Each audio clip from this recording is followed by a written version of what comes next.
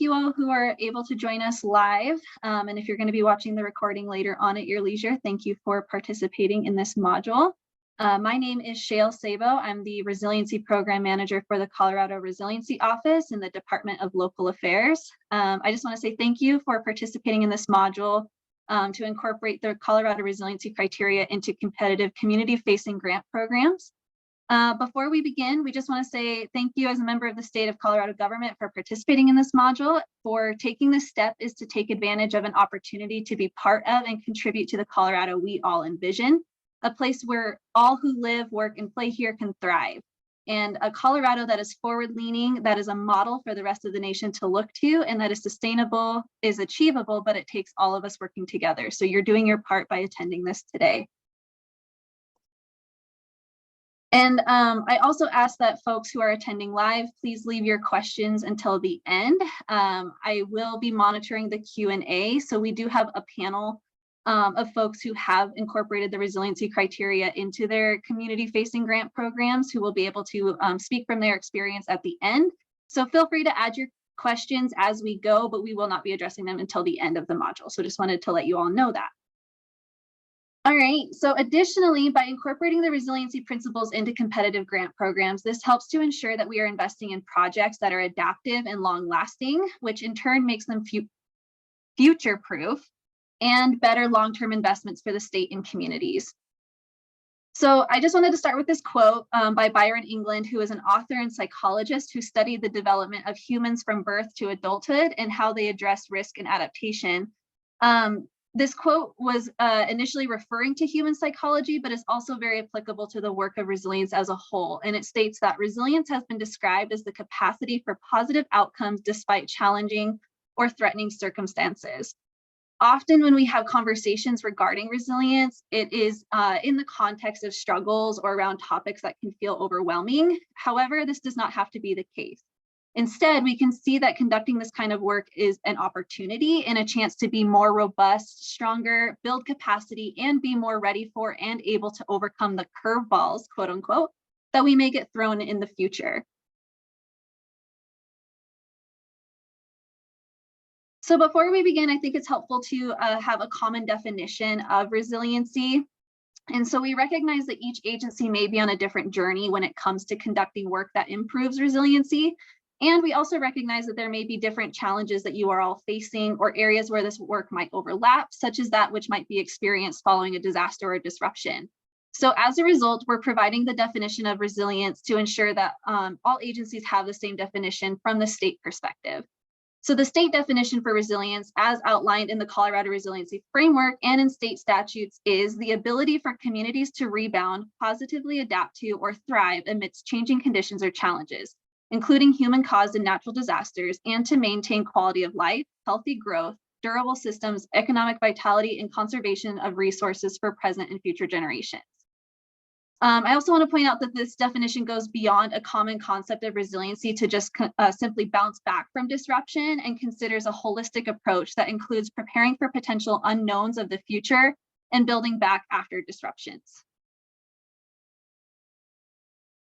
So why this matters? The vision for resiliency as written in the Colorado Resiliency Framework is that Colorado creatively implements forward-thinking solutions that are sustainable and resilient to changing conditions and result in strong, equitable communities that can adapt to and thrive in the face of adversity. So to put this simply, there are a lot of challenges that lie ahead and a lot of uncertainty that the future holds. So to achieve this vision, it's going to require a substantial shift of business as usual and transformation in the way that our current systems operate. And this work cannot be done by individual agencies alone, but requires a whole community, all hands on deck kind of approach. However, we can play a huge role in playing the example, we can play a huge role in being the example for the entirety of the state and doing our part to be part of this transformation. In addition to this being a requirement of state statute for Colorado that all state agencies incorporate resiliency into their grant programs and a fundamental responsibility, this is also a time of unprecedented opportunity. At the time of this module being developed and released, we are in historic times of unprecedented funding that can be provided by the federal government, such as that associated with the Infrastructure Improvements and Jobs Act, or better known as IIJA, or the Bipartisan Infrastructure Law. So there's no better time than now to be proactive, and we have a true opportunity to be national leaders in supporting local communities and building resilience through state pass-through grant funding. So looking at our approach to resilience, there are 4 primary theme areas for action identified in the Colorado Resiliency Framework, and those are climate change, addressing risks from natural and other hazards, looking at social equity and unique community needs, and also addressing economic diversity and vibrancy. The Colorado Resiliency Framework, which is the guiding document for Colorado's resiliency vision, takes a holistic approach to this work, working across all community sectors.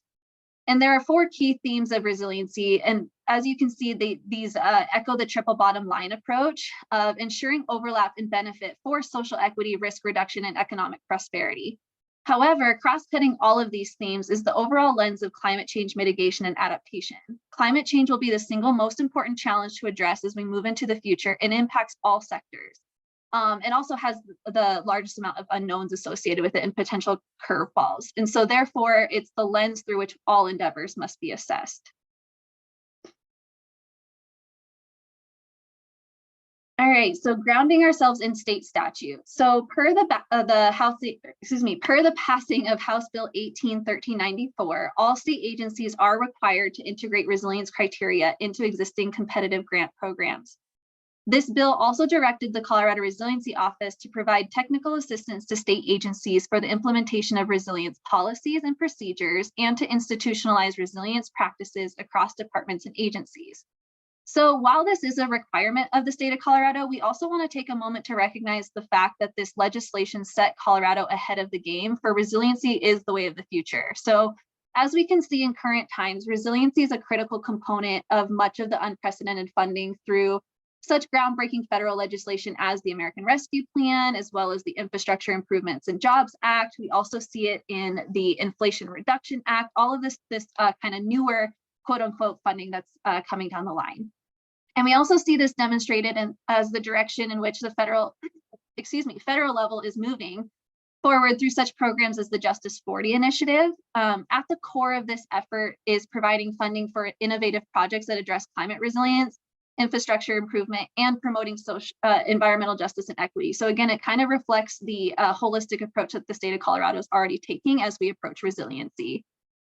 And additionally, it doesn't hurt to mention that in the most recent legislation that has been passed that is tied to the significant federal funding, the IIJA, the term resilience is heavily utilized and integrated into the language of the acts, and strengthening nationwide resilience also serves as the key outcome that this funding actually hopes to achieve. And so therefore, we have the opportunity to continue our forward-thinking progression as a state in line with the federal support that we're seeing. So now what you all are here for, actually jumping into the Colorado resiliency criteria themselves. So the resiliency criteria can be thought of as tools for determining whether a project, program, or activity, or even community is resilient. However, it is important to understand that the criteria are all components that work best together in a system, as we've kind of demonstrated here. An effort that is truly resilient has each of these criteria overlap and support one another to achieve the desired outcome. Additionally, you'll see in later examples of ways in which to utilize the resiliency criteria that these are not necessarily intended to be rigid, and instead state agencies are encouraged to use them as a way to enhance and support existing goals.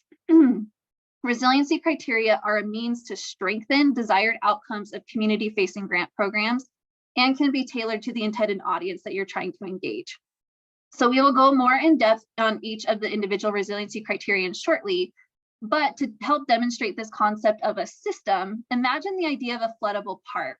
This would be a park that is built in an area of the floodplain near a river or other similar body of water that during certain times of the year naturally overtops its banks.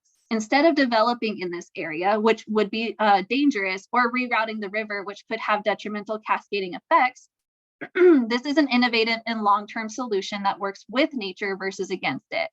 The park is a natural space that allows for community members to use it outside of flooding seasons, and that will absorb the extra water. This space is a benefit for public health and the environment, but can also potentially be a source of revenue while also reducing the risk for the community. It is a space that supports multi-purposes and benefits. And this is an example of a project where many aspects of the resiliency criteria come together in a single setting.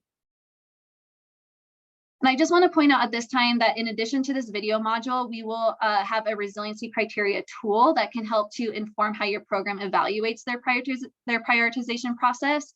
And this tool is meant to help complement what we will go over in this section of the module, and will be used as a resource for informing your own program. So that'll be available, and I will email that out to you all who have attended live after this. And the tool also includes examples of projects that are aligned with the criteria. All right, so jumping into the first criteria. So looking at adaptive capacity. So this is defined as including flexible and adaptable measures that consider future unknowns of changing climate, economic, and social conditions. So the key thing to emphasize on this criterion is the concept of the unknown. While we cannot anticipate all possible curveballs that may be thrown at us, we can build in flexibility into our processes and plans to allow us to pivot if needed, and redundancy to ensure that we have backups to fall back on. And a guiding question as you're looking at evaluating projects, for example, for this criterion can be, does the project develop skills, actions, and measures that increase the flexibility of individuals, organizations, or communities to respond to unanticipated changes? The next one is co-benefits, which is defined as a project providing solutions that address problems across multiple sectors, creating maximum benefit. So co-benefits requires looking at a project holistically and systematically and determining how to make a broader impact. This also requires assessing how this project may have a detrimental or negative impact on another sector. So we're really looking at the interconnectedness of community sectors when addressing this criterion. And so a guiding question for this criterion can be, what different types of benefits is this project expected to produce, and whom benefits from this? Thirdly, looking at economic cost benefit, this criterion is defined as making good financial investments that have the potential for economic benefit to the investor and to the broader community, both through direct and indirect returns. So this criterion assesses whether the project makes sense from a fiscal perspective and is important for ensuring that funds are used in an effective and responsible way. It's especially important to gauge the long-term and adaptive benefits of the project to determine if funds are being utilized for an effort that will sustain far into the future. So a question you might ask yourself for this criterion is, does the project have a positive economic benefit cost ratio, and can this project's benefits be sustained during changing climatic, social, or economic conditions?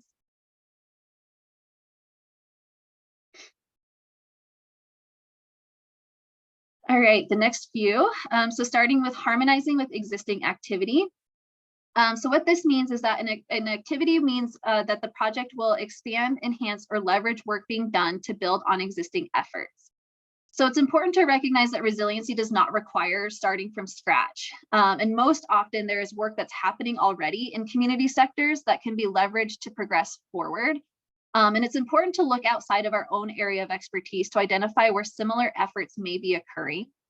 So a guiding question for this criterion could be, is the project compatible with, and does it build upon plans, activities, programs, or policies that currently exist or are underway? And I think this is a really important one to look at for existing funding programs as well, to look at how we can continue to strengthen that program versus looking at it from a perspective of tacking this on additionally without it being helpful. All right, the next one is innovation. This seeks to advance new approaches and techniques that will encourage continual improvement and advancement of best practices, serving as models for others in Colorado and beyond. So as we have emphasized through this module, to truly get to the future resilient Colorado that we envision, it's going to require a real transformation of the systems in which we live and work. So to achieve this, we have to move away from, quote, business as usual and participate in out-of-the-box thinking. And while this may be an uncomfortable space because it's stepping into a place of the unknown, it's also vital for us to innovate and progress forward. So a guiding question for this criterion can be, does the project incorporate new designs or methods that improve the way things have been done in the past? And lastly, we have long-term and lasting impact. This is achieved by creating long-term gains to the community with solutions that are replicable and sustainable, creating benefit for present and future generations. So while current impacts to our community are real, and it's important to address the needs of today, to truly be resilient, we need to be expanding our vision far beyond present horizons. We must be building our systems to be able to adapt to future circumstances many generations ahead of us. And today's solutions should always be implemented in such a way that they can be sustained far into the future. So a simple guiding question for this criterion could be, would this project have a long-term positive impact?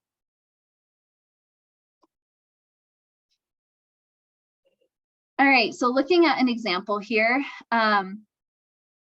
this is a great example that showcases a lot of the resiliency criteria working together in one space. So this is the Poudre Water Park that recently went up in Fort Collins, Colorado. And why this is an example that I like to showcase is because it has several of these criteria working together and having multiple positive impacts and works in a sort of system. So by building this park, you're addressing several problems. So there was the need for conservation of the river itself. There was this need to preserve recreational benefits and provide opportunities in a low cost sort of way. And then there's also the economic benefits. So as you can see in the table below, the broader downtown revitalization sees a lot of extra benefits from folks participating in this water park. So while there's the obvious recreational benefit for kayakers or tubers or folks that are wanting to walk along the river, it was found that there was actually an increase in the economic benefit for businesses and industries around the park as well, from not only residents within the community, but folks visiting from out of town. But also, not only does this provide a recreational and economic benefit, it also addresses the broader goal of floodplain management and risk reduction, as well as habitat and natural river restoration for wildlife as well.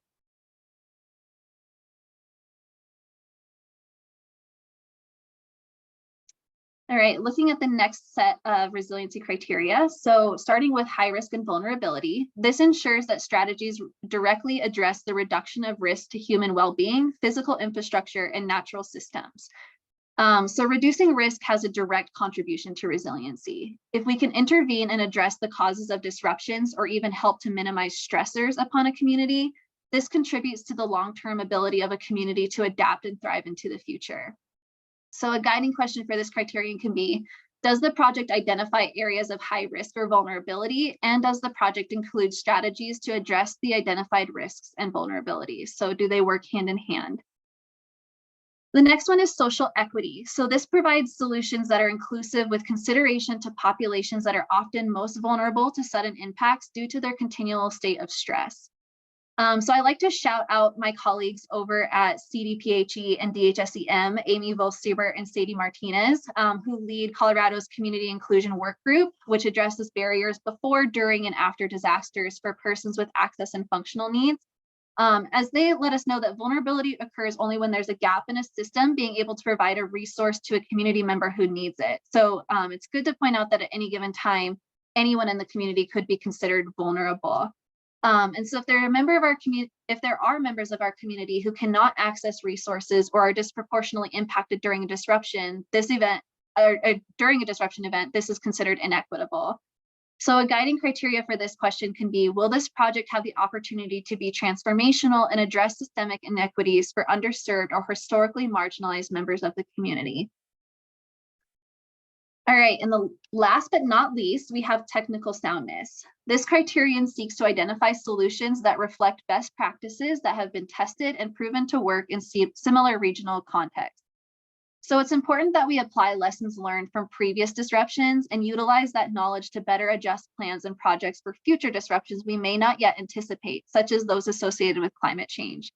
It is also important to maintain interconnected networks so that we may leverage lessons learned from a diverse perspective across our state and even in the nation. And so a guiding question for this criterion can be, is the project introducing a design or method that goes beyond the established best practice?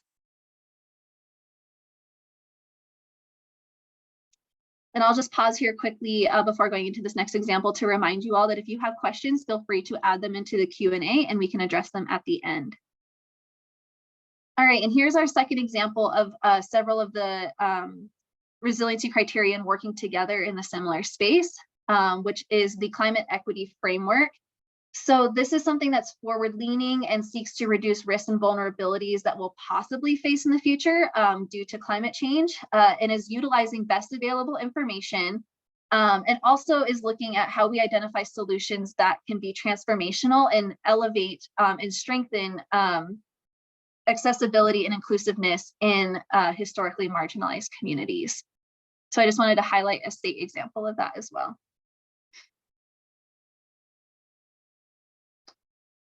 All right, and now I would like to move into state agency examples. So there are a couple of agencies that have already adopted the resiliency criteria. And I just wanted to showcase that there is some flexibility in the way that folks utilize these. And some of the folks that have actually done this are on this call. So again, if you have questions at the end, they will also be able to contribute from their perspective and their experience. So per House Bill 18-1394 that created the Colorado Resiliency Office, it's also a requirement of all state agencies to incorporate resiliency criteria into their competitive funding programs. And while each agency is in a different place in their journey towards meeting this requirement, we thought it would also be helpful to showcase 3 different approaches to the integration of the criteria that currently exist.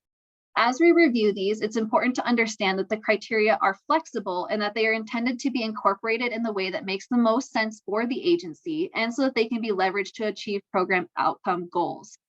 So the programs that we'll review in this module include the Energy Mineral Impact Assistance Fund, or EIAF, through the Department of Local Affairs. This resiliency criteria has been integrated into the grant application and are used as a method of evaluation for determining which community projects should be funded. For this example, all 9 criteria are utilized. However, it is found that some of the criteria are organically built into some of the questions throughout the application, and we will demonstrate how this is addressed in the next slide. The State of Colorado Hazard Mitigation Team in the 2018 update of the State Hazard Mitigation Plan also agreed to utilize the resiliency criteria as a foundation for prioritization of mitigation actions through 3 hazard mitigation assistance programs administered by the Federal Emergency Management Agency, or FEMA, and the Colorado Division of Homeland Security and Emergency Management. So the programs that they do this through is the Federal Emergency Management Agency Hazard Mitigation Grant Program, the Building Resilient Infrastructure and Communities Program, or BRIC, and the Flood Mitigation Assistance Program. So in this example specifically, FEMA has its own indicators of resilience that applications must meet. However, to ensure relevancy to Colorado's goals, DHSEM also incorporates the Colorado resiliency criteria. These criteria complement one another and together ensure that the quality resiliency projects are considered. So DHSEM's example demonstrates where the resiliency criteria are used as an evaluation mechanism for projects looking to be funded. Through an internal process, DHSEM has also identified ways in which to weigh the criteria to help assist in prioritizing projects. And so while it's not necessarily required to add a quantitative value to the criteria, this is a potential solution that may work well for your agency in evaluating grant applications. And the last program we'll talk about is the Rural Economic Development Initiative, or READY, which is a program administered through the Colorado Resiliency Office and is an example that has tailored the resiliency criteria so that the language is relevant and better understood by the community audience that will be applying for the grant. So looking at our first example through the EIAF application, this is demonstrating language that's utilized in the guidance documents of the EIAF application. So as you can see, the EIAF uses 5 of what we will call primary criteria. This includes adaptive capacity, co-benefits, high risk and vulnerability, long-term and lasting impact, and social equity. Additionally, to encourage projects that mitigate climate change, this was also added into this section of the EIAF application as it's a specific goal of this grant funding. It was found that the remaining criteria, which include technical soundness, innovation, economic cost benefit, and harmonizing with the existing activity, are not excluded from the application, but rather that there are other questions throughout the application where these concepts are integrated and already get at that question. Therefore, these criteria are not specifically called out in the resiliency section of the application, for they would be redundant. However, in the review process of applications, the remaining 4 are grouped together in a sort of catch-all part of the assessment to ensure that they're still evaluated equally with the primary 5. So that's a really good example of the flexibility in the way that folks can use these. Looking at the READY example, we can see how the criteria are incorporated into the grant application. However, the language has been modified to be more clear on what outcomes are desired for the grant applicants. The language is used to more likely to be able to be better understood by the target audience this grant applies to. So you'll see in this example that there's a lot of economic development related language versus directly using the same term of the resiliency criteria, but they're getting at the same sort of outcome. Additionally, this is a great example of how multiple criteria can inform the other and how they can operate more as a system versus individual indicators.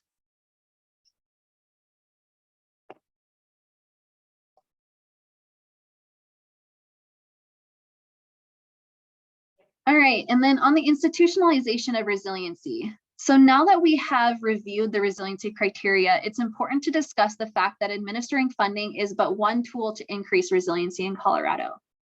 Again, focusing on the opportunity that building resilience provides us, we can utilize this time to evaluate the processes and methodologies in which we administer grant funding and determine if there are ways on our end as state agencies that we can contribute to building local level capacity, increasing education, and promoting the shift in a root culture of resiliency that we're aiming for. So some tips to consider, sometimes simply posting a notice of funding opportunity is not enough. In pursuing the robust goals that we're hoping to achieve, it may require us to provide additional support for grant applicants to help them be more successful in accessing funding. Some ways this can be accomplished includes offering services such as guiding documents with clear, accessible language that provides an explanation of expectations and/or providing examples of desired outcomes, providing such things as informational webinars, or even providing office hours where questions can be answered directly. And we're starting to see an influx of this across the state, which is really exciting. Additionally, we want to evaluate the actual how in which we administer our grant programs. There are instances where community needs or the current environment does not align with the policies or systems that may currently exist. An example of this was kind of highlighted during the COVID-19 pandemic, in which emergency grant funding was administered to business owners.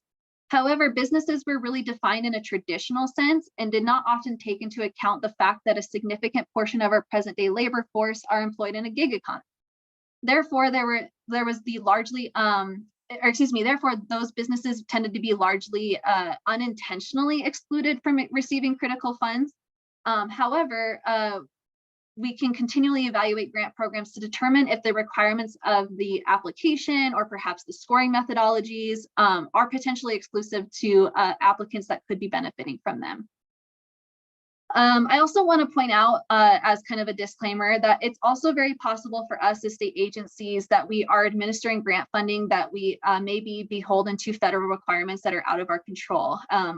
IIJA is a great example of that. In this instance, we can maybe ask ourselves how we might position ourselves to be advocates for changes that might be needed at the federal level to improve accessibility based on what we're seeing here in our state.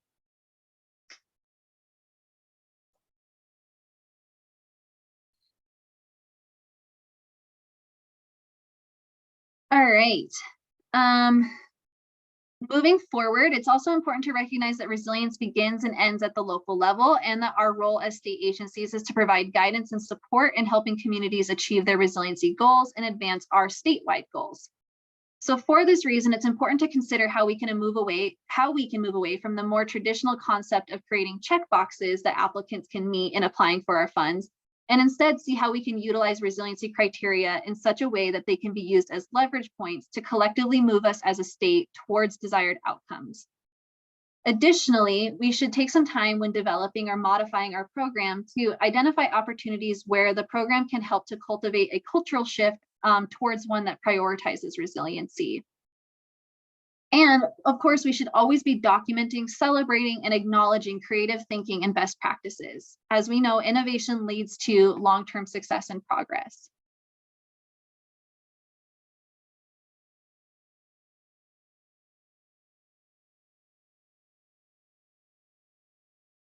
All right, and then taking it to the next level. So we just wanted to finish up this module by acknowledging that we have provided you with a lot of information. And while you will have continual access to this module to re-review information, we also wanted to inform you that you are not alone in this journey and that the Colorado Resiliency Office is here to provide you with support.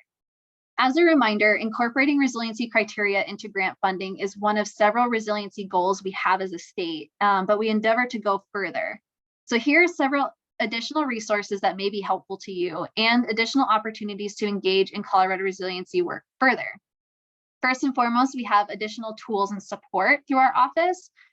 The first that we would like to mention is the Colorado Resiliency Framework that we have alluded to several times in this webinar. This is the guiding document for statewide resiliency planning that's conducted on a 5-year planning cycle. And it's important to identify ways in which your grant funding can tie into these efforts and align with goals for implementation. Additionally, lessons learned from your programs can help to inform the next iteration of the framework in future planning cycles. So we definitely want to hear back from you on how things are working. The CRO's website also has a multitude of resources to help you in your journey. We have a dashboard with resiliency metrics and indicators, case studies that demonstrate examples of inspiring resiliency projects across the state, primarily at the local level. So this is definitely something to check out, as well as funding opportunities that may be potentially levered to bolster your program. We also offer varying levels of technical assistance depending on your program goals. So just take a look at our About Us page on our website to find contact information who might be best suited to support your needs. Also, don't hesitate to reach out to any one of us. We work as a really close-knit team, and so we'll get you pointed in the right direction based on what you're looking for as far as your goals. And lastly, as mentioned earlier, we have developed a resiliency prioritization criteria tool to help support your program development and application evaluation. So again, I'll make sure to send that out to you all that are attending this live, and it'll also be available on our website following the webinar recording. The next thing that I want to point out is our Colorado Resiliency Working Group. The purpose of this group is to advise and direct the development and implementation of the Colorado Resiliency Framework. However, it's also our hope that it can be a space that fosters and cultivates strategic work across the state. So this is a really cool opportunity for your agency to be more directly involved in this work, as well as an opportunity to learn from one another and to find opportunities to leverage and support one another's efforts. So definitely is a great space to get involved in if this is something that continues to interest you. And then lastly, we're currently rolling out additional tools to the Colorado Resiliency Playbook.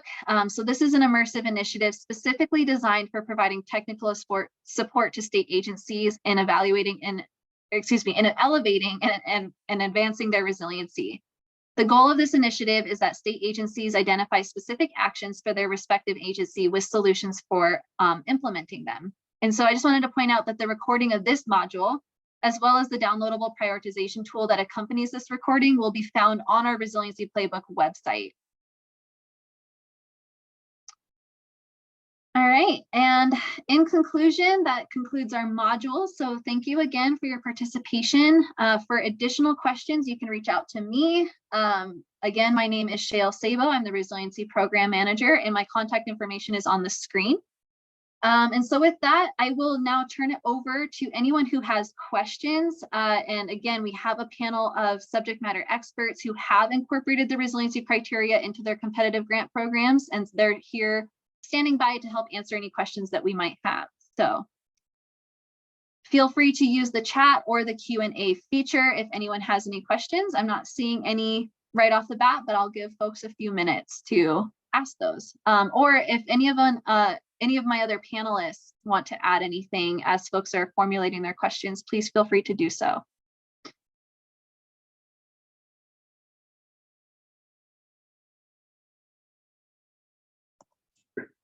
Thanks, Shale.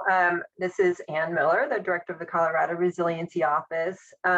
Just wanted to encourage my colleagues in different state agencies to really use the Colorado Resiliency Office as a resource, and Shale as kind of your main point of contact for just brainstorming as you're refining any grant guidelines or applications or developing new ones. Please reach out. We are here as one of our missions is to provide technical assistance to state agencies. So I really look forward to continuing to partner and have even a deeper relationship working with each of your agencies. So thank you all for attending, and Shale for your presentation.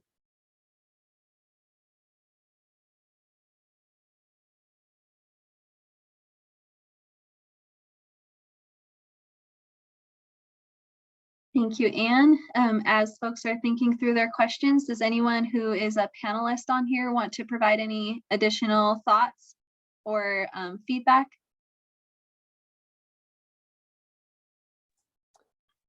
Hey, Shell, this is Mark from DHSCM. I'll just add in on top of your comment about some of the requirements we get from federal programs and whatnot. They've impacted recently how we've started to apply the resiliency criteria. So for example, FEMA's programs require that projects are cost effective. And so we've decided to change that from a scored evaluation criteria to it's just a yes or no screening criteria, because they have to go, our sub-applicants have to go through a benefit cost analysis process using a FEMA tool. And so if it's not cost effective, then it's not eligible. And if it is, because of some inequities that tool perpetuates, we've decided to stop perpetuating them ourselves. And then as far as the long-term lasting impact, that same tool from FEMA also determines the useful life of a project. So we don't necessarily put a burden on our sub-applicants to try and define that themselves.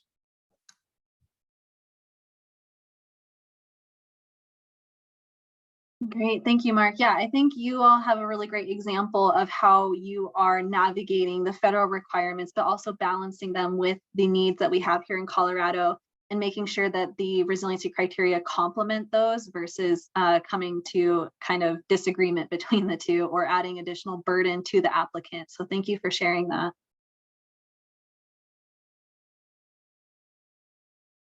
Tim or Angie, is there anything that you would like to add from the EIAF perspective? Yeah, hi, Shale. This is Angie, Program Manager for Energy Impact. And I just want to say what an easy process it is to work with the Resiliency Office when it comes to working with applicants and their projects. So we do rely on the regional managers to work with communities, but working with the Resiliency Office has been really easy from our perspective, and just really helps the process and helps the regional managers developing great projects. Thank you so much. We're really glad to hear that, and we really appreciate the kind words. So thank you, Angie. And I might turn it over to Nate really quickly. So Nate, I know that you don't have a program that we highlighted in here specifically incorporating the resiliency criteria, but I'd love to get your perspective from DNR, or the Department of Natural Resources. A lot of your programs already kind of organically address the resiliency criteria just based on the nature of the programs. A lot of them are looking at things like mitigation or flood management or wildfire mitigation and forest conservation sort of a thing. So I just wanted to get your input and thoughts on how you might utilize the resiliency criteria or ways that you'd be encouraged to utilize them to enhance what you're already doing. If you have any thoughts, just to put you on the spot. Yeah, absolutely. No, thanks. And hi, everybody. Nate Pearson. I'm the recovery officer at the Colorado Department of Natural Resources. And so, I mean, we are obviously super supportive of and involved with the work that the Resiliency Office is doing. And as Shale mentioned, many of our existing programs sort of inherently address, many of sort of the pillars of resiliency that Shale walked through in this presentation. And so a couple examples of those are our Colorado Strategic Wildfire Action Program, which is a wildfire mitigation program that makes grants to local governments and fire groups around the state. Also, our watershed restoration program at the Colorado Water Conservation Board, which just announced recently a sort of special grant round focused on what we're calling wildfire-ready watersheds. So working on projects that both assess the potential risk of post-fire impacts to communities and their values at risk, and work to take actions to protect those against increasingly variable and unpredictable weather patterns and fire patterns. And then I'll just also note that there's a really wide variety of federal grant programs, especially from the Infrastructure Investment and Jobs Act passed by Congress about a year and a half ago, that really focus on a lot of these same goals. And the federal governments, I would say, really put their money where their mouth is when it comes to implementing resiliency projects sort of across a wide range of spaces, in the water space, in the forest health space, and the water and flood protection space. And so would be happy to talk through or answer questions from anybody on any of those programs, but I'll stop rambling there. So thanks for the opportunity, Shell. Thank you, Nate. We really appreciate it. All right, and last but certainly not least, Patrick, do you have any additional thoughts from the READY perspective on how you've incorporated the resiliency criteria, excuse me? Yeah, thanks, Shale. And hi, everyone. My name is Patrick Garrett. I'm the program manager for the Rural Economic Development Initiative. I think you did a great job of highlighting a lot of different things, and in particular with the READY program, one thing that we have tried to do is make resilience accessible, particularly for folks in rural Colorado. I think sometimes we get into our own little bubble here where we know resilience in and out, or we are really familiar with it. But when we're working with folks, especially in rural Colorado, we have to keep in mind that some of them, especially if they're grant writers, might hold down multiple different jobs. I mean, I can think of multiple examples of a town grant writer is also the fireman and the mayor, or whatever it might be. And so when we're thinking about creating really resilient programs, we have to kind of also keep that in mind of not everyone is going to be well-versed or understand resilience in the way that some others might do, or folks who work in this space do.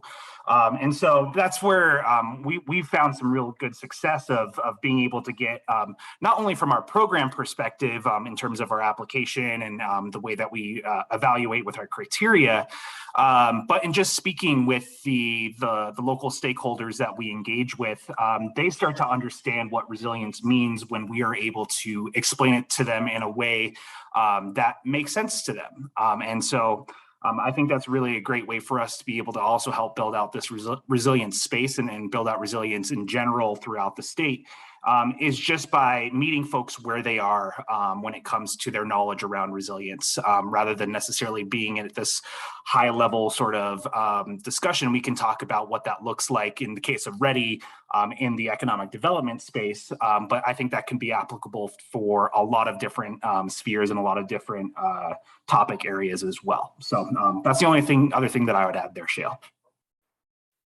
That's great, Patrick. And yeah, if there's anything that I can stress as we conclude this webinar today, it's that please utilize the resiliency criteria in a way that helps to bolster your existing programs or any new programs that you are looking to develop. These should be tailored in a way that your audience is going to understand them. You don't have to necessarily use the exact terminology that we have here, as we showcased in the READY example, where they utilize terminology that's going to be understood by their economic development audience or their local community audience, but is getting at the same sort of outcome that we're looking for. So these really can be used in a way that they can help to get to the program goals and achievements that you're hoping to get to. And they don't necessarily have to be something that have to be overly burdensome or confusing by any means. So thank you, Patrick. All right, well, we've either very successfully explained each of these or completely overwhelmed folks, as I'm not seeing any questions in the chat or in the Q&A. I'm happy to stay on for a few more minutes. Otherwise, like we mentioned, please reach out to the Colorado Resiliency Office. We are happy to help you as you're thinking through your programs or provide any additional support or tools that we have available. So please don't hesitate to reach out. That is what we are here for. But I want to say thank you all for attending today, and this will be available on our website within the next couple of days after we get the recording rendered. So thank you all, and we really appreciate your time.